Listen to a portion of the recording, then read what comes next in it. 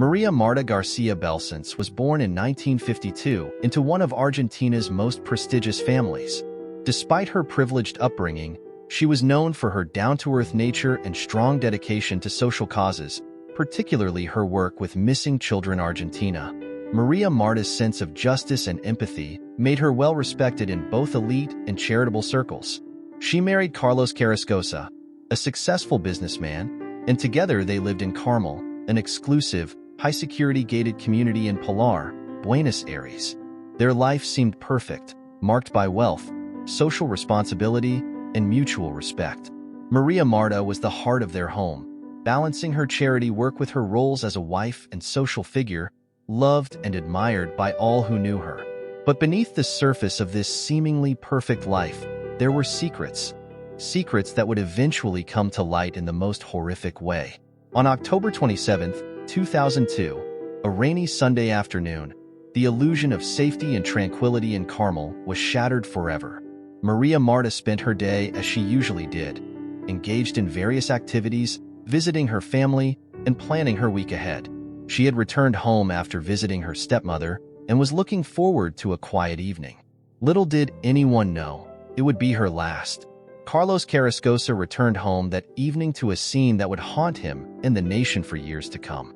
He found Maria Marta in the bathtub, fully dressed, with her head submerged in water tinged with blood.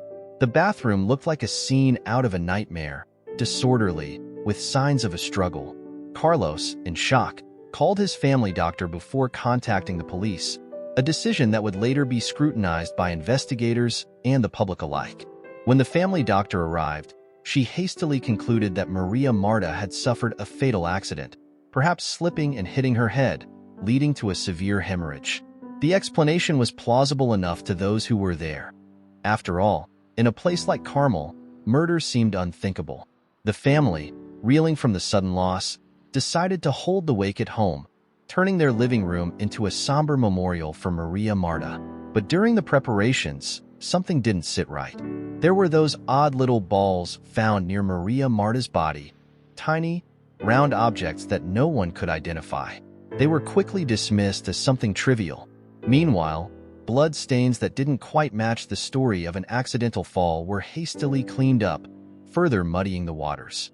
Days later, the full horror of what had happened became clear. The autopsy revealed that Maria Marta hadn't died from a simple fall. She had been shot 5 times in the head. Those little balls were fragments of bullets. The realization hit like a thunderclap. This wasn't an accident. It was a brutal, calculated murder. The investigation that followed was as tangled as it was shocking.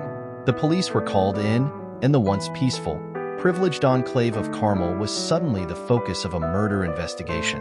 It didn't take long for the authorities to suspect that something was deeply wrong with how the case was being handled. Why hadn't the police been called immediately? Why had the scene been tampered with? And, most critically, why did it take an autopsy to reveal that Maria Marta had been shot 5 times? Carlos Carrascosa quickly became the prime suspect. His actions on the day of the murder, delaying the call to the police, involving family members first, and the general chaos surrounding the initial accident narrative, cast a dark shadow over him. But was he truly the killer, or was there something even more sinister at play? The investigators began digging into the family's finances, uncovering irregularities that hinted at possible motives far beyond what anyone had imagined. As they pieced together the events of that fateful day, more disturbing details emerged.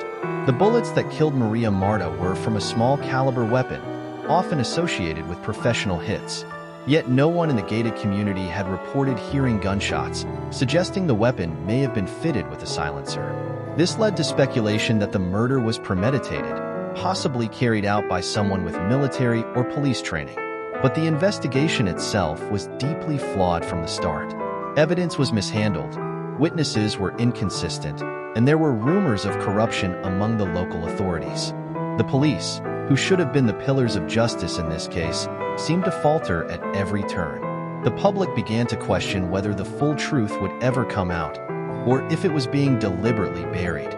A key piece of the puzzle was a series of phone calls made on the day of the murder. One of these calls was to the family lawyer before the police were even notified, further suggesting that the family knew more than they were letting on. The lawyer, who was present when the body was found, also faced scrutiny for his role in possibly advising the family on how to handle the situation in a way that would cover up the crime. As for Carlos Carrascosa, his trial became a media sensation. The prosecution painted him as the mastermind behind a cold-blooded murder, motivated by financial gain or personal vendetta. The defense, however, argued that the entire case against him was built on circumstantial evidence and that he was being unfairly targeted because of his wealth and status. During the trial, the defense team tried to shift the focus to a possible robbery gone wrong, though there was little evidence to support this theory. They also questioned the integrity of the police investigation, pointing out numerous procedural errors and inconsistencies in how the crime scene was handled. Despite being convicted in 2007, the mystery surrounding the case persisted.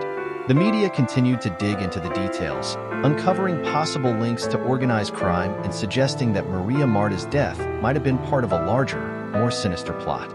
But without concrete evidence, these theories remain just that, speculation. In 2011, Carlos Carrascosa was acquitted of the murder charge by the Argentine Supreme Court, but the acquittal did little to quell the public's thirst for the truth. The case remains one of Argentina's most infamous unsolved murders, a tale of wealth, power, corruption, and a family tragedy that may never be fully understood.